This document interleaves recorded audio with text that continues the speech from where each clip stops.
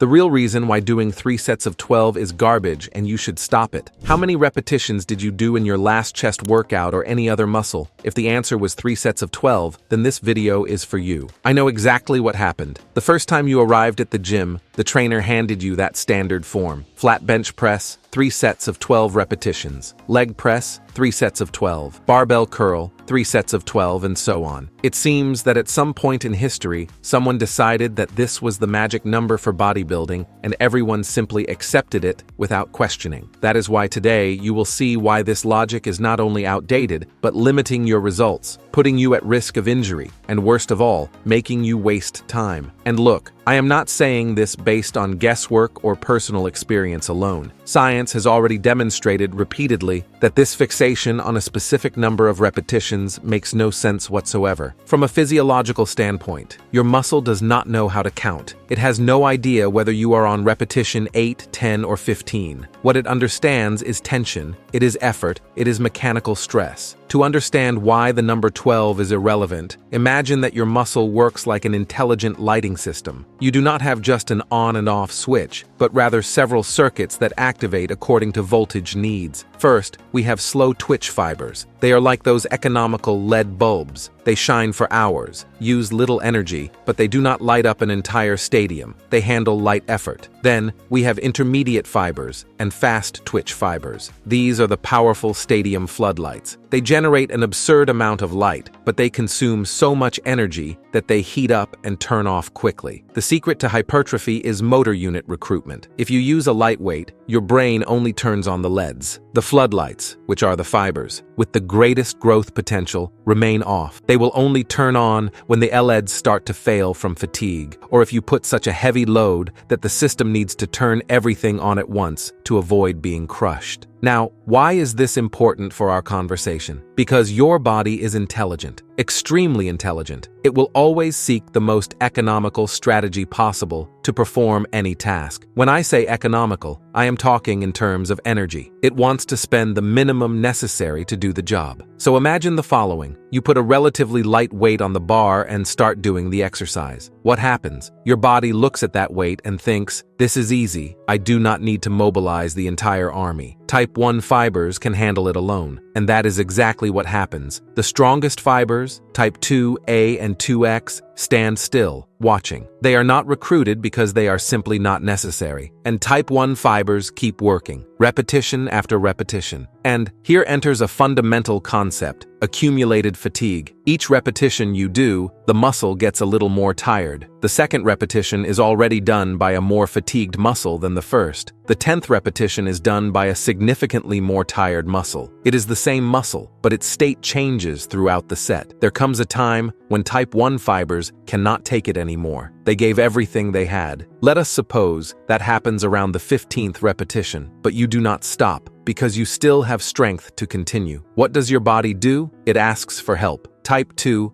fibers enter into action. They take over the work and you manage to continue. 16th, 17th, 18th repetition. But type 2 fibers also have a limit, and since they are stronger but less resistant, they will tire faster. Around the 23rd, 24th repetition, they also give up. And then, your body makes the last call. Type 2X fibers. It is up to you now. These super powerful fibers enter the game. They can generate a few more repetitions, but since they are extremely quick to fatigue, soon you reach total failure. Let us say that happens at the 30th repetition. Done. Set finished. You did 30 repetitions to failure with a light load. Now let us go to the other scenario. You put a heavy load on the bar, a load that you know you will not be able to do many repetitions with. What happens? Your body looks at that weight and immediately understands this is serious. There is no way to save energy. It recruits all fibers at once. Type 1, Type 2A, Type 2X, everyone working together from the first repetition. And then you do the set. First repetition, second, third, fourth, fifth. Around the 6th or 7th, you reach failure. You cannot do any more repetitions with good form. Set finished. Now I ask you, which of the 2 sets was more effective for hypertrophy? The one with 30 repetitions or the one with 6? And the answer, based on decades of research, is both are equivalent. That is right. If you reached a high level of intensity, if you fatigued the muscle fibers adequately, the stimulus for hypertrophy is practically the same. This is not internet internet forum theory, the concept of effective mechanical tension,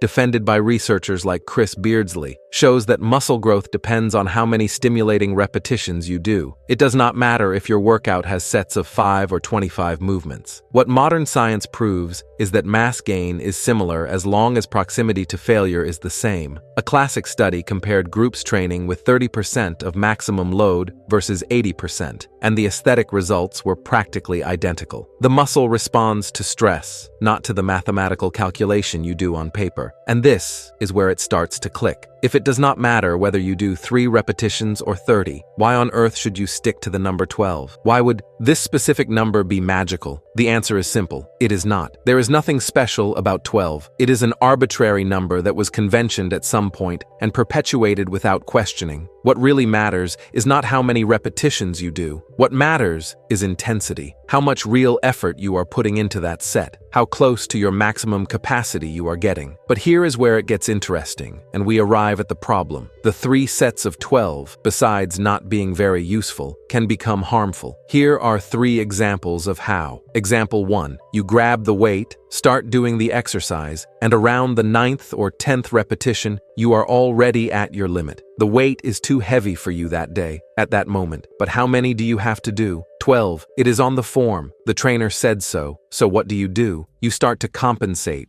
You start to use momentum. You start to recruit other muscles that should not be working. You start to do the movement any way you can, just to complete the number. That is when that horrible thing comes out, that some people even stop to watch. This has a name, training at any cost, and it is one of the most efficient ways to get hurt at the gym. You are putting your body in compromised biomechanical positions, with load, fatigued. It is a recipe for injury. Example 2. You grab the weight, start doing the exercise, and keep counting. 1, 2, 3, 4. You reach 12, done, finished. You stop. But what if at that moment you still had 5, 6, 7 more repetitions in the tank? What if you could have gone to 17, 18, but stopped at 12 because it was the number on the form? What happened here? You simply did not come close to the level of intensity necessary to truly stimulate hypertrophy. You did submaximal work, you understimulated the muscle, and depending on your training level, this stimulus can be so weak that it simply will not generate any adaptation. You went to the gym, spent time, spent energy, and left there without having caused any real change in your body. And this is exactly what happens to thousands of people every day. So, do you see the problem? The 3 sets of 12 puts you in a situation where you either do too little or do too much. Either you understimulate the muscle because you stopped too early, or you put yourself at risk because you went beyond what you should have under those conditions. Very few people will manage, and probably by luck, to hit the exact load so that 12 repetitions represent the ideal level of intensity. It is like trying to hit a fly with a bazooka. Technically possible, but absurdly inefficient. And there is another layer to this story that almost no one talks about, the psychological factor. When you define a number before starting the set, you are programming your mind for that number, and the mind is too powerful. I saw a comment once that explained this perfectly. The guy said that when he proposes to do 12 repetitions, when he gets to the 8th, his mind already starts to give signals that it is ending. The body starts to tire before its time, not because it really reached the physical limit, but because the mind is already anticipating the end. It is like when you are at work on Friday before a long holiday. You get more tired, more anxious, feeling like you cannot take it anymore, even though it is a normal day like any other. Your mind is already on vacation, and that affects your body. The same happens in training. If you know you have to do 12, your brain starts to prepare the shutdown before it's time. You feel more fatigue than you really have. You convince yourself that you are at your limit, when in fact, you still had reserves, and so you fail to explore your real potential. And now you may be wondering, if I am not supposed to count repetitions, how do I know when to stop? How do I know if I am at the right level of intensity? This is where a concept you need to master called repetitions in reserve comes in. It is a way to measure intensity based on how many repetitions you could still do if you continued the set. It works like this. If you finish a set and feel that you could not do any more repetitions, your number of repetitions repetitions in reserve is 0. You went to failure. If you finish and feel that you could still do 1 or 2 more, your number of repetitions in reserve is 1 or 2. Research shows that for hypertrophy, you want to work most of the time with a number of repetitions in reserve of 1 to 3. That is, you want to finish your sets knowing that you had at most about 3 repetitions left. Sometimes, you go to total failure, which I recommend doing on the last set of each exercise. Other times, you stop a little earlier, leaving 2 or 3 in reserve. But you should never finish a set feeling that you still had a bunch of easy repetitions ahead. And here is the beauty of this system. It automatically adapts to your state of the day. You know those days when you arrive at the gym destroyed, slept poorly, stressed, did not eat, right? On those days, you will get fewer repetitions until you reach the desired number of repetitions in reserve. And that is okay. You are still training at the right intensity for that day. And on days when you are flying, full of energy, motivated, you will get more repetitions. And great. You are taking advantage of this state to extract more from the workout. Our dear friend 3 sets of 12 does not adapt. It is rigid. It does not matter if you slept 4 hours or 8. It does not matter if you are stressed or relaxed. The number is always the same. And this makes no sense when we understand that our performance capacity varies significantly from one day to another. Along with the number of repetitions in reserve, there is another important concept, RPE, which means rate of perceived exertion. It is a scale from 1 to 10 where you evaluate how difficult that set was. An RPE of 10 means it was the absolute maximum. You could not do anything more. An RPE of 7 means it was difficult, but you still had some reserve. These tools are ways for you to self-evaluate and self-regulate. They are ways for you to train intelligently, adjusting the stimulus to your real conditions instead of blindly following an arbitrary number on a form. Before we continue, do not forget to subscribe to the channel and activate the notification bell. In the world of bodybuilding, having constant access to science-based content is what determines your long-term results. But wait, you may be thinking, okay, I understood that intensity matters more than number of repetitions. But what about volume? Does not it matter how many sets I do? Great question.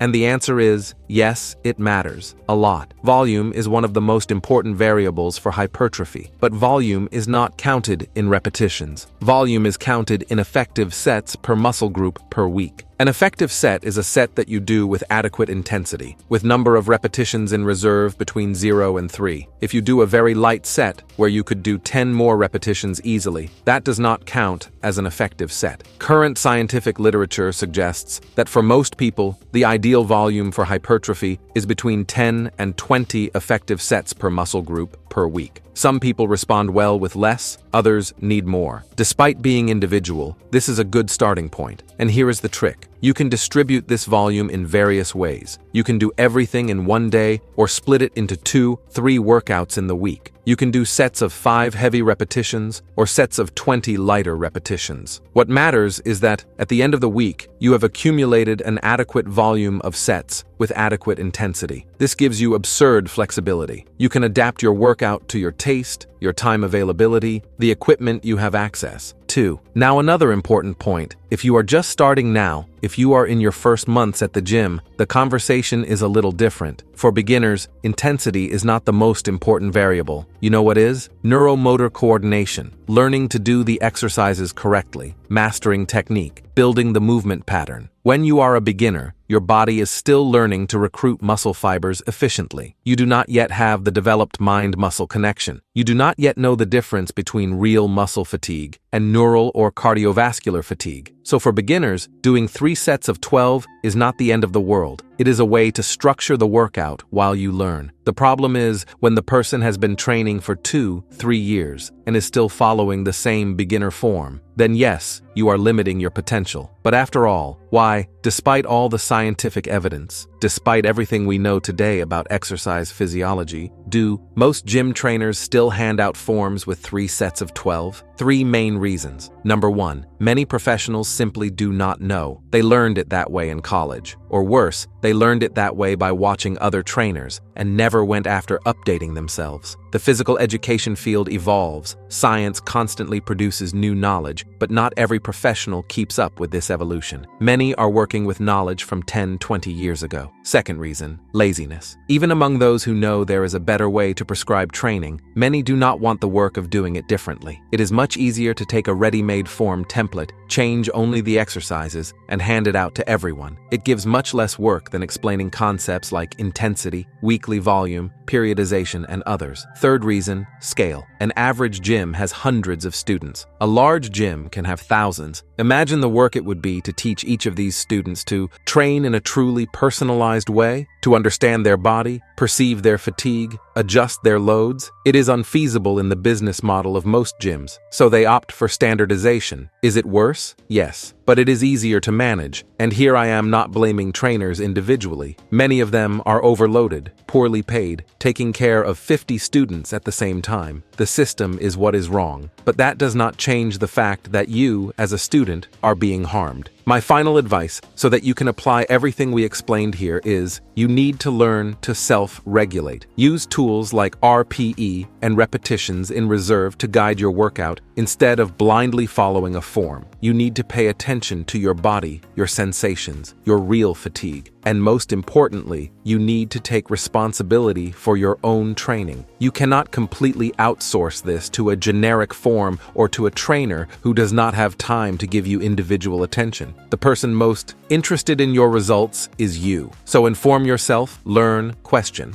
And lastly, have patience. Learning to train by perception instead of by numbers takes time. At first, you will make mistakes. You will think you went to failure when you had more repetitions. You will think you had more when you were already at your limit. It is normal. With practice, you will calibrate. You will understand your body better and better. This process of self-knowledge is, in fact, one of the most valuable things that bodybuilding can teach you. You will learn to listen to your body, not only at the gym, but in life. You will notice when you need rest, when you can push harder, when you are at your real limit, and when you are just being lazy. This overflows to all other areas. If you liked it and want to also discover the truth about how many days we should wait before training the same muscle again, we are now showing on the screen a video where we analyze the latest studies on the topic. Be sure to check it out. Thank you for watching until here, and may God bless you, my friend.